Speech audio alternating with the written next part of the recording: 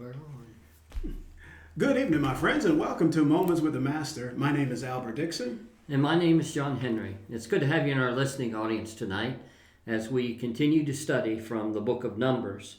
And I believe, Albert, we're still in the book of Numbers here in verse 22. Yes. And we're ready to talk about Balaam and the situation, experience, whatever you want to call it, he had with his mule, donkey. Yeah, just to do a quick recap, remember the Israelites, they are encamped around in the area of Sinai area. And what they're doing is they're there for a little while. And remember, because of Balak, who is the king of the Moabites, it was concerned about the Israelites and what he had seen them conquering the other nations. And so he sent for Balaam to come and curse the children of Israel. And what we find out that he sent a convoy the first time, and Balaam said no, he could not do it. He could only say what God wanted him to say. And he would not end up cursing the children of Israel as Balak wanted. But what Balak does is he sends a second convoy, but this time it's more impressive. And it is really tempting for Balaam. And so he goes back to God to try to find out, well, Lord, you sure? You sure I can't go with him? Because he's looking at the contents of what Balak has been promising if he comes and curses the children of Israel. Yeah, that's right. And God says, okay, God says, well, go. And so he gets on the donkey, and that's where we will pick up, where he is going to Balak. And as he's traveling through this ravine or this with the walls, of rocks on either side, as he's riding the donkey, and that's when the donkey sees the angel of the Lord.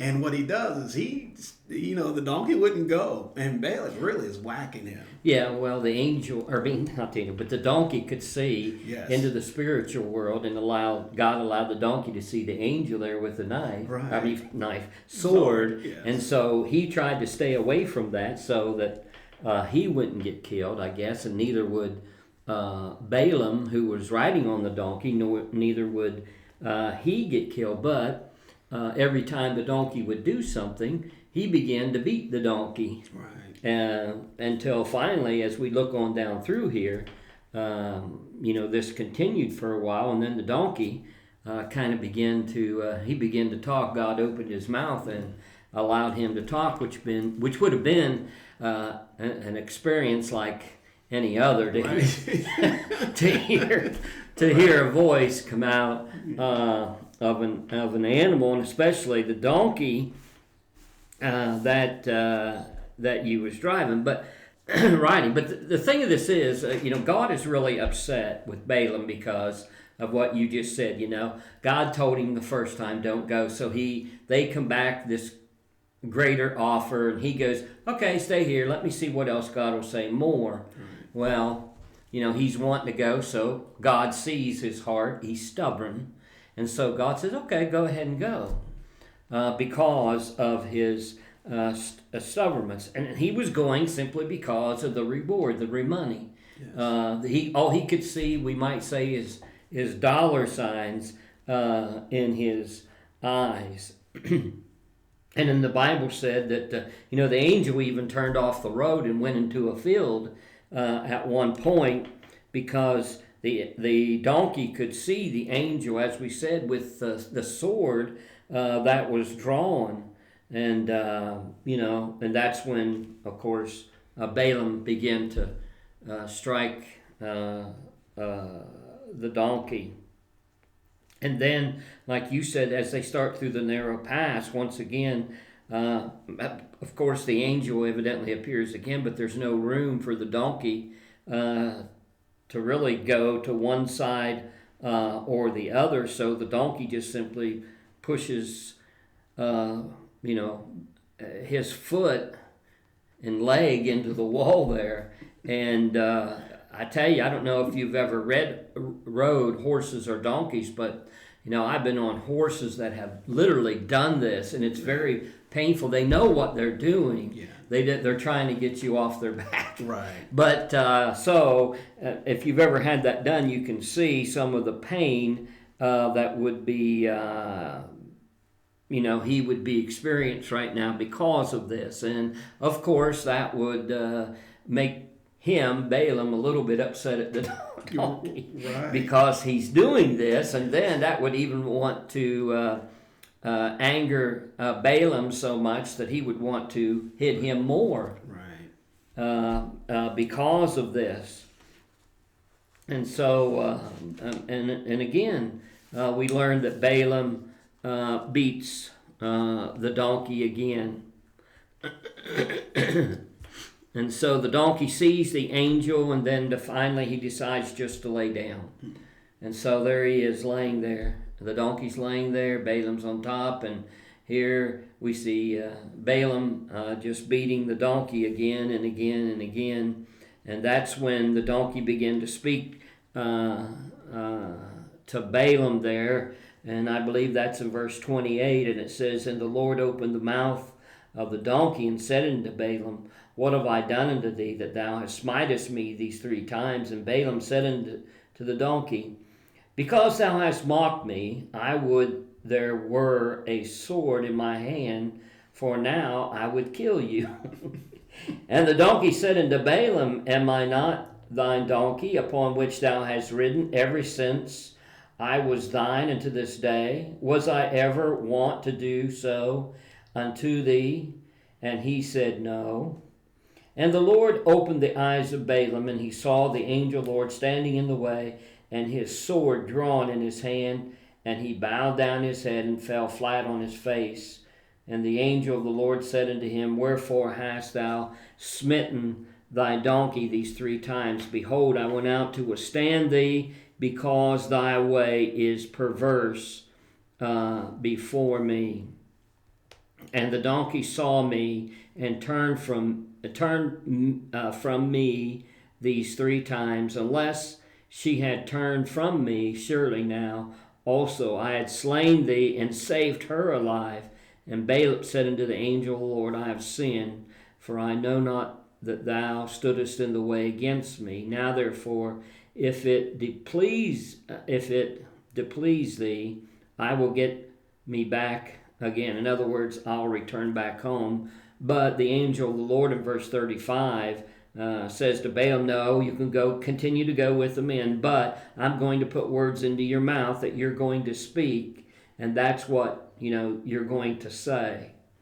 So Balaam went with the princess to Balak, and so John, in this situation, it's as though what should have raised the question to Balaam was, why is the donkey doing this? That's right. Because the donkey has never done this before, but instead he is angry with the donkey because the donkey is preventing him from getting to where he wants to go.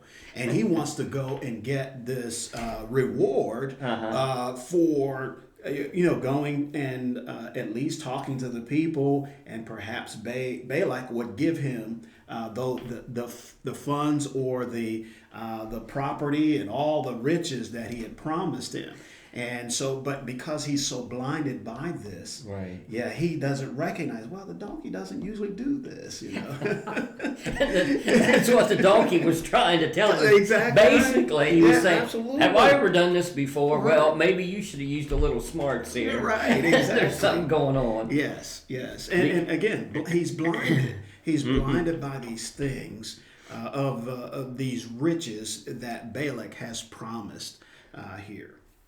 Yeah, and like the angel said, unless the donkey would have turned from me, you'd be dead. That is exactly right. Yeah. And it was because of Balaam, his greed and his stubbornness. Right. We see this come into play now, I think. The stubbornness of Balaam against God. And that says another thing about, here's the donkey the donkey sees danger. Mm-hmm. And here Balaam doesn't see the danger. But there is the danger that's there. And because that danger is there, as he points out, your life would have been taken, but the donkey's life would have been spared. And here's another thing, John, that I picked up from reading this. When God tells Balaam to go ahead, it's as though, when parents tell their children not to do this, not to do that, and they they just want, don't eat all that candy. Let's take candy, for example. Don't eat all that candy. And the child just crying and everything and just throwing some kind of tantrum. And then the parents say, well, go ahead. And the child eats all of that candy. What happens next? They get sick. Right. Because they could not, as the parent was telling them and trying to warn them about that, because they wanted the candy so much that they went ahead and they ate it anyway, and now they are suffering the consequences. Don't play with the fire. Don't play with that heat. And then the child does it anyway, and they suffer the consequences. Then that's a hard lesson that they have learned. And that's the way God does us. God tells us, don't do this.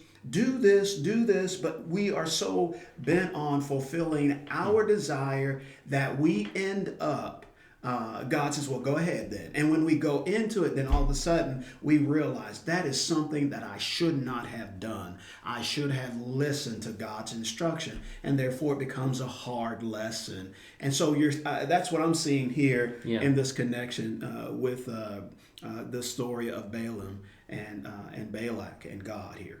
Yeah, and I totally agree with what you said, because, like I said, this man had become, rebellious and hard-hearted and stiff-necked, because, like I said, the only thing he can see is what he can gain from all this. Yes. And there's a few things I had written down here just quickly. I'll mention some of these things that, as you look at this, there's some lessons that we can learn from this. And the first one is, if you're determined to be deceived by sin, then God, both in the Old and New Testament, and I think I mentioned this last week, will send us a strong delusion that we should believe alive, and that's found in 2 Thessalonians chapter 2 and verses 10 through 12. And then the second lesson is he was rebuked by a donkey, which we've already talked about there when he said, I've been with you all this. The donkey talks and says, I've been here all this time and I've never done anything like this. How come you didn't notice that there was something maybe going on here because of all this? And so her action should have been a signal to him that there was, and of course we talked about that something was wrong. There was some kind of danger in the path. And then, of course, his stubbornness or hard-heartedness. And, the donkey, of course, was... Here's the interesting thing. At first you got the donkey. The donkey was kind of stubborn. He wouldn't listen to Balaam. And Balaam was stubborn. He wouldn't listen to God. Right. That's right. And because of Balaam's stubbornness and hard-heartedness, of course, God allows him to go with these messengers. But God the whole time is trying to teach him, I think, a lesson in this about this stubbornness. It just seems like it, goes from one to the next. Right. This idea of stubbornness, and then of course, the other lesson we see is that the donkey saves Balaam's life, not just once, but 3 times. The text tells us that this donkey sensed danger.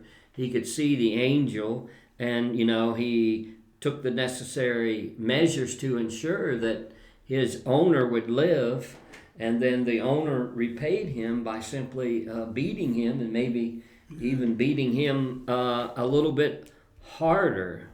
And so God could have saved Balaam's life if he would have listened to God the first time that he spoke to him, instead of going back to talk with God to see as the text says, what he might say to me more.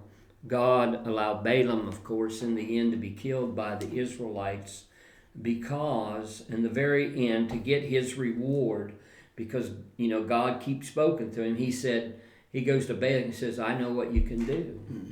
And, get them to worship their God and intermarry and things like this, and cohabit with their women. And he said, God will take care of them. And that happened. Right. And so, if he would have listened to God, he'd have been on, just stayed where he was at. He would have been all right. But he didn't. And then, of course, the final thing is that this man, Balaam, was simply out for gain. And we know that the Lord taught many things about, going through this life and simply asking the question, basically, what's greater, eternal life, or gaining eternal life, or gaining the physical riches of this life? What kind of riches do you want? Right. Yeah. And the riches that we need to seek are those that are laid up in heaven for us. Right. Absolutely. And interesting, if a dumb animal is able to see the danger, and we who are created in the image of God should be able to see danger as well, and especially when we have God's instructions given to us that we can read and we can understand. As we've been going through these lessons, John, we've been talking about how God is the one that is our creator. When we looked at Genesis, we saw the power of God in the deliverance of his people there in Exodus. And then we looked at God's order of things when we looked at the book of Leviticus as far as the priesthood and how God wanted things to be done. And then we saw examples of what happens when we lack that faith, as we're looking here in Numbers. And you could see the destruction that happens when we lack faith in God. And so now looking at this lesson, it becomes, if we could see those things, then we can avert the wrath of God. But if we don't, we think, but we see this dumb animal, which God then allowed to speak, was able to see the danger and tried to get away from it. How much more we should do the same thing as the ones created in his image. It's kind of interesting today when I was studying this. Balaam was a real soothsayer. And there's other places in the Bible that talk about him and what he did, and why he did it. Basically, it was all for money. Yeah. And also, I learned that he was one that knew about the different religions. Yeah. So he was able to manipulate them in order to get gain from the people. So, and another thing, if we look at this closely, when they first came and he was talking to the entourage, so to speak, that Balak sent, he was basically telling them, yes, I used to be a soothsayer. I don't do that no more. Right. Okay, so they leave, they go back, and then here comes this greater, more elaborate reward, and he goes, ooh, no, wait a minute here, I'll go see, I'll go see if I can't go. Right. well, God was upset with him because, and so he evidently knew about Israel's God, and somehow at some point was able, I don't know what it was about his life, but he was able to communicate, with a Jehovah God, the God of Israel. Right, absolutely. And he understood the power of Jehovah God. Right. I'm sure of that. Right, absolutely. It's interesting, and also you had mentioned about in the New Testament, there is passages that talk about this situation, and one of them was 2 Peter chapter 2, verses 14 and, verses 15 and 16. And you can also look at how it says, these these false teachers, having eyes full of adultery, there in verse 14. And then verse 15 says, forsaking the right way, they have gone astray, having followed the way of Balaam. So Balaam is mentioned this account, and then it says the son of Beor, who loved the wages of unrighteousness. See, he loved the wages of unrighteousness, but he received a rebuke for his own transgression. For a mute donkey speaking with a voice of a man restrained the madness of the prophet. And the New American Standard, that's how it's describing the situation here that we're seeing. And it is.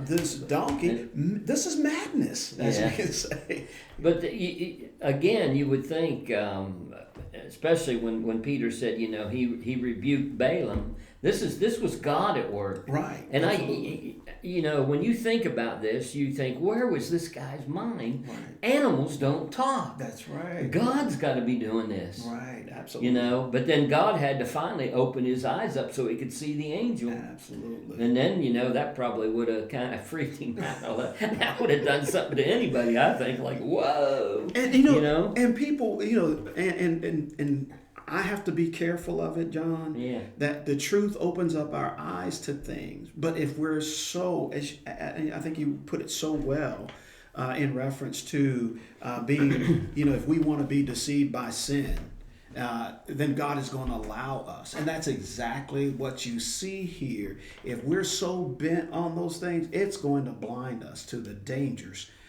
that we are facing. And we will forget and not even take into account how our lives are like a vapor. Right.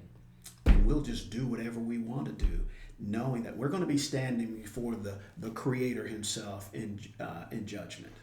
Okay. Well, there's these last few verses I'll read, and that'll probably give us enough time to discuss these. Okay. And we'll get through, and when we'll be through this chapter. And Balak said unto Balaam, did I not earnestly send unto thee to call thee? Wherefore camest thou not unto me? Am I not able indeed to promote thee to honor? And Balaam said unto Balak, lo, I am come unto thee. Have I now any power at all to say anything?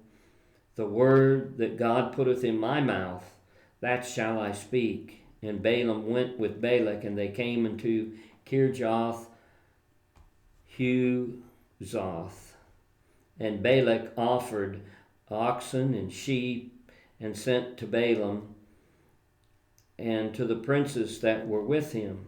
And it came to pass on the morrow that Balak took Balaam and brought him up into the high places of Baal, that thence he might see the utmost part of the people. And the interesting thing about this is, when we look at it, is, Balaam finally does get there, but instead of saying, hey, thanks for coming, he kind of attacks the man, says, hey, I sent for you once. What's the problem here? Right. Why didn't you come sooner? That's the idea. Right. And then he kind of tells him there in verse 38, and he said, now, hey, listen, even though I'm here, God's already told me he's going to talk through me. He's going to put the words in my mouth, so I'm not going to be able really to do anything for you. Right. And, of course, he wasn't. And so we see that the next thing that Balaam does, that Balak has him do, is to participate in these pagan worship,